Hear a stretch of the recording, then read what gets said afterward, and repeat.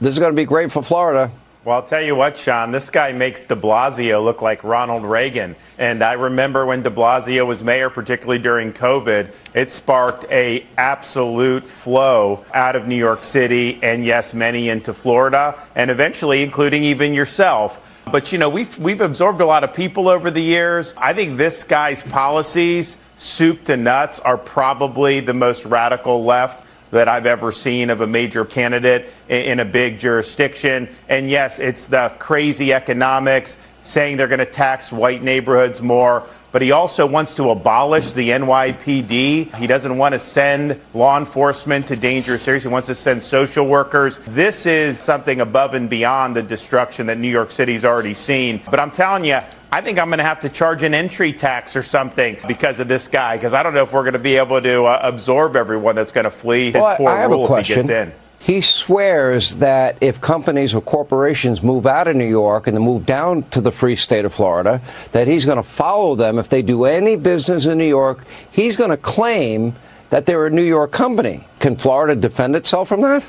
No, absolutely. Yeah, I mean, that's not going to fly. And I can tell you, just anecdotally, you know, I've spoken privately with some business leaders that when he got the nomination, they are preparing to move more of their assets out of New York City if he eventually gets elected mayor. So that will happen. And I think he's not going to be able to be successful in pulling one of those stunts. Okay, but Wall Street South is already real. Every major Wall Street firm, they have offices, especially in South Florida. And that means every private equity group, that means every investor group, that means every big bank. They're already in the free state of Florida. So for them, it's a matter of just pulling up stakes and completely moving to Florida.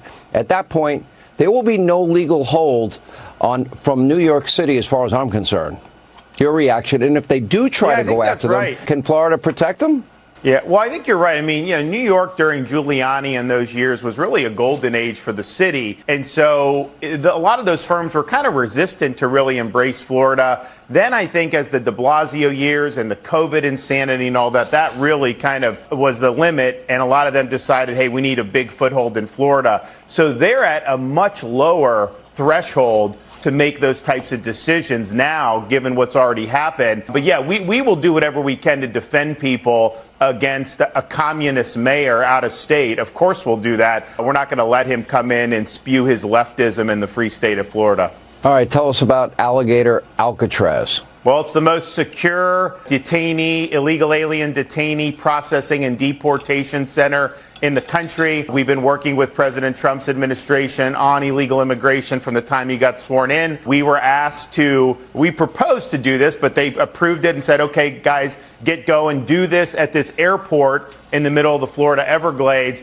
And we did it in about a week. Got a state-of-the-art facility built, can hold thousands of detainees. President Trump said he's going to approve us using our National Guard judge advocates to serve as immigration judges. So literally, you'll have an illegal, you'll be able to have them have whatever due process right there at Alligator Alcatraz. And then guess what? 1,000 feet away, there's a massive runway where DHS can then fly them back to their home country. So I think we're also going to do another one in northeastern Florida at our National Guard training center and Camp Blanding. The thing is the president was very thankful. Secretary Noem was very thankful. And we're happy to do it. But all the red states, at a minimum, need to step up and do this. If all red states are doing what Florida's doing, even if it's at a smaller scale, because they may be smaller, you're going to see massive numbers for the deportations. And Biden let in how many millions of people? We need these types of solutions if we want to get the job done.